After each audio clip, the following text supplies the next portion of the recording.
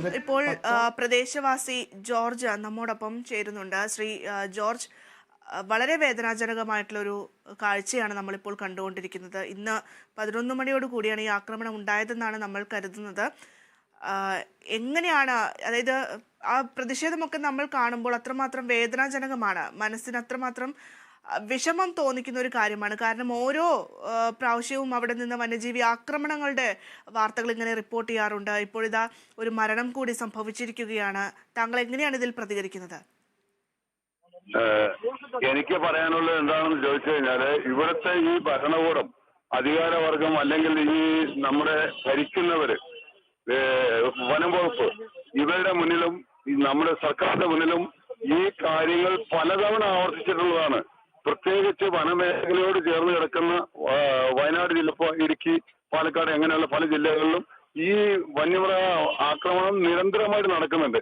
ഈ എന്റെ പറഞ്ഞ ഈ സംഭവ സ്ഥലത്തിനടുത്ത് തന്നെ കഴിഞ്ഞ മാസം കടുവ ഇറങ്ങിയിരുന്നു. പക്ഷെ അത് ചില ലോക്കൽ ചാനലുകൾ വാർത്തയായിരുന്നു. പക്ഷെ ഇതൊന്നും ഇവിടെയൊന്നും ആരെയും ബാധിക്കുന്നില്ല.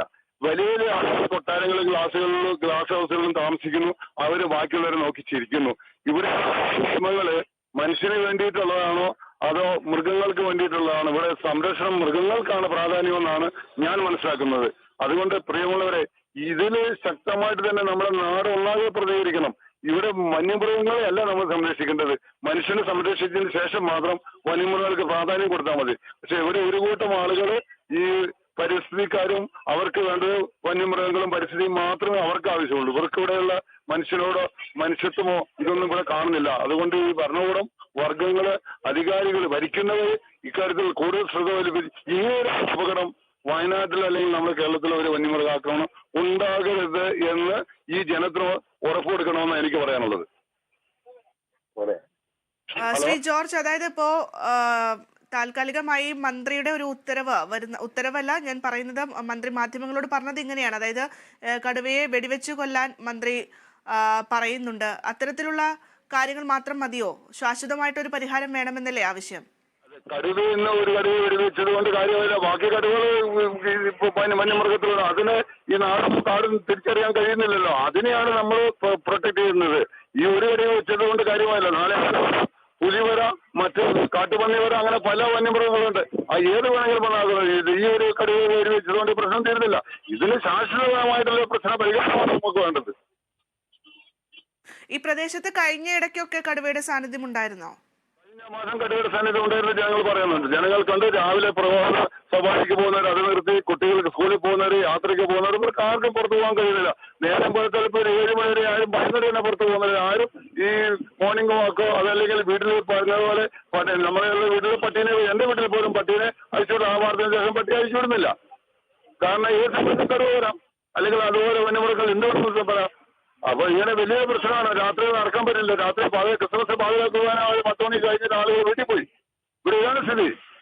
പ്രത്യേകിച്ച് വയനാട്ടില് ഇവരെ പല നടന്നു പോകാൻ പറ്റാത്ത അവസ്ഥയാണ് ഇന്ന് വയനാട്ടിലുള്ളത്.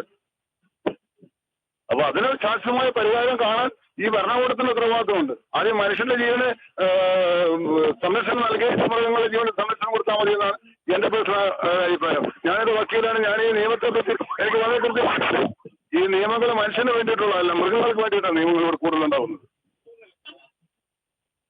ശ്രീ ജോർജ്, അതായത് നിങ്ങൾ ഈ അധികൃതരുമായി ഇതിനു മുമ്പും ബന്ധപ്പെട്ടിട്ടുണ്ട്, അല്ലെങ്കിൽ നിങ്ങളുടെ ആശങ്ക അറിയിച്ചിട്ടുണ്ട് എന്ന് പറയുമ്പോൾ എന്തായിരുന്നു അവരുടെയൊക്കെ ഒരു മറുപടി? ഇവരുടെ മറുപടി എന്ന് പറഞ്ഞാൽ ആശ്വാസ വാക്കുകളല്ല. ഞങ്ങൾ ഇതിനെ പരിഹാരം കണ്ടെത്തും, അങ്ങനെയാക്കാം, ഇങ്ങനെയാക്കാം, ഇവർക്ക് സംരക്ഷണം കൊടുക്കാം, മനുഷ്യർക്ക് സാമ്പത്തിക സഹായം നൽകാം, നൽകാം, ഇതെല്ലാം ഇങ്ങനെ പറഞ്ഞ് ആശ്വസിക്കുന്നത് മാത്രമല്ലാണ്ട് ആർക്കൊക്കെ ചിലർക്ക് കിട്ടിയ. പക്ഷെ അതുകൊണ്ട് കാര്യമായ ഒരു മനുഷ്യജീവൻ പോയി കഴിഞ്ഞാൽ അവർക്ക് ഒരു വീട്ടിൽ ജോലി കിട്ടിയതുകൊണ്ട് അത് ശാശ്വതമായ നഷ്ടപരിഹാരം.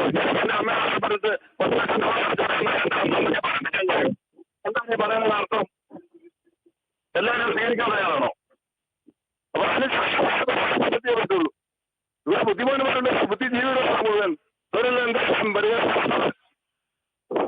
ശരി, വ്യക്തമാണ് ശ്രീ ജോർജ്. എന്തായാലും നിങ്ങളുടെയൊക്കെ ഒരു വിഷമം, നിങ്ങളുടെ ആശങ്ക, കാര്യങ്ങളൊക്കെ നമുക്ക് മനസ്സിലാക്കാൻ സാധിക്കുന്നുണ്ട്. പ്രദേശത്ത് ഇപ്പോൾ നിലവിൽ പ്രതിഷേധം തുടരുന്ന ഒരു സാഹചര്യമാണ്. ഇപ്പോൾ ജോർജ് സൂചിപ്പിച്ചതുപോലെ തന്നെ ശാശ്വതമായിട്ടുള്ള പരിഹാരം തന്നെയാണ് ഈ പ്രദേശത്തൊക്കെ വേണ്ടത്.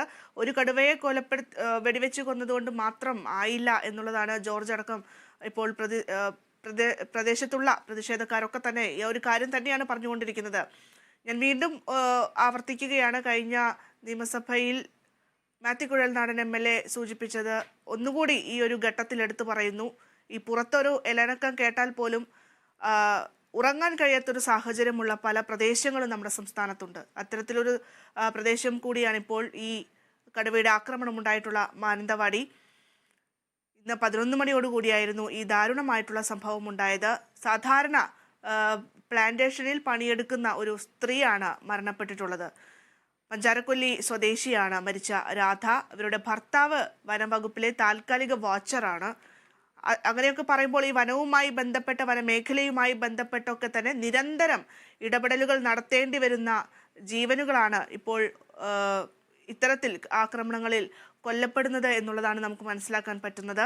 എന്തായാലും ഇപ്പോൾ ഈ മരിച്ച രാധയുടെ മൃതദേഹം പ്ലാന്റേഷൻ അടുത്തുള്ള കെട്ടിടത്തിലേക്ക് മാറ്റിയിരിക്കുകയാണ്. ഇവിടെ നിന്ന് മൃതദേഹം ഇനി ആശുപത്രിയിലേക്ക് കൊണ്ടുപോയി അവിടെ പോസ്റ്റ്മോർട്ടം നടപടികളൊക്കെ നടത്തേണ്ടതുണ്ട്. പക്ഷെ അതിനൊക്കെ പ്രദേശവാസികൾ ഇപ്പോൾ സമ്മതിക്കുന്നില്ല എന്നുള്ളതാണ് മനസ്സിലാക്കാൻ പറ്റുന്നത്. ഇപ്പോൾ OR കേളു മന്ത്രി അവിടെ ഉണ്ട്, ഒപ്പം മറ്റ് ജനപ്രതിനിധികളൊക്കെ ഈ സ്ഥലത്തുണ്ട് എന്നും മനസ്സിലാക്കാൻ പറ്റുന്നുണ്ട്.